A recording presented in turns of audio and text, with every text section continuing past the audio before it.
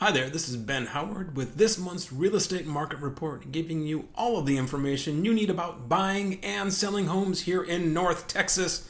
Well, school started. Kids are enrolled in classes now. We've dropped off kids at college. And now that buying spree of families who are trying to get their new homes in place so they can register their kids for classes has passed. Normally, this is the time of year where things slow down a little bit and values drop just a little bit annually in the cycle of things. Well, that's not guess what it looks like right now if it's good to buy or sell. Let me go ahead and show you the numbers. This is from back in 2003, what the general trend is for prices here in North Texas. Every year it's the same. It's somewhere between May and July is always the highest price. It doesn't matter what year, it's always the highest there, and then it goes back down. And when you get to January, it's the lowest price. Same thing every single year. 21 and 22 went stupid, still the same trend, but they went ridiculously high and ridiculously low. Until these last 3 years, things have stayed steady. We haven't had that same increase, and it's because we had that big jump in 2022 where interest rates were so low and people were buying houses at $40, $50, $60, $100,000 over the value because they could afford it for the same payment. So if we take a look at this really quickly and we look at the trend, I think we are in a great place to buy. And let me show you why. I'm going to drag this across over here. Here we go. So if we take the general trend and stay along the bottom here, and I know it's not perfect, but I believe this is going to fix it for me, and stay at the trend that we were at before, you can see in just a few months right here, I think we're going to catch on to the trend where it was before when it catches back up. And I think at this point, which will probably be the end of this year, the beginning of next year, prices are going to grab and we're going to see a big jump. And another thing that's coming into play right now, the Fed chairman, Jerome Powell, his time is up here in January, and the president is going to go ahead and appoint someone else. And my guess is they're not going to wait until January to talk about what they want to do.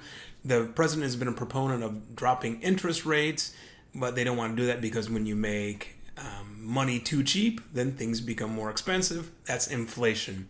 So in this case, I believe personally that they are probably going to make an announcement well before January that says who the new chief is going to be and the new chair is going to be, and that they're going to drop interest rates a crazy amount on day one. I think the markets are going to react, and a lot of these buyers who have been on the sidelines, been worrying about, they're going to see, interest rates are going to drop, which means these prices are going to go back up.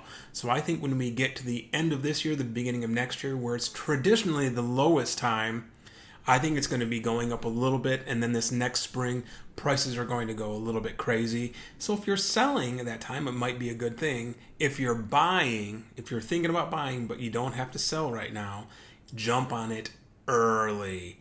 Let's talk about one other stat in here. This is the granddaddy. Let me pull this back over here.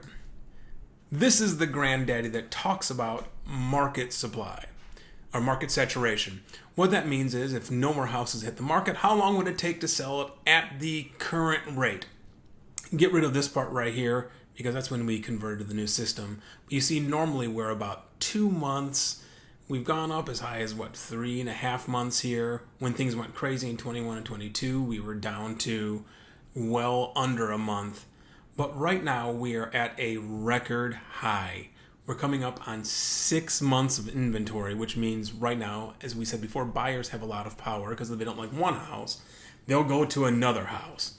And they're going to be able to get that a little bit cheaper because there will be less competition because there are more houses.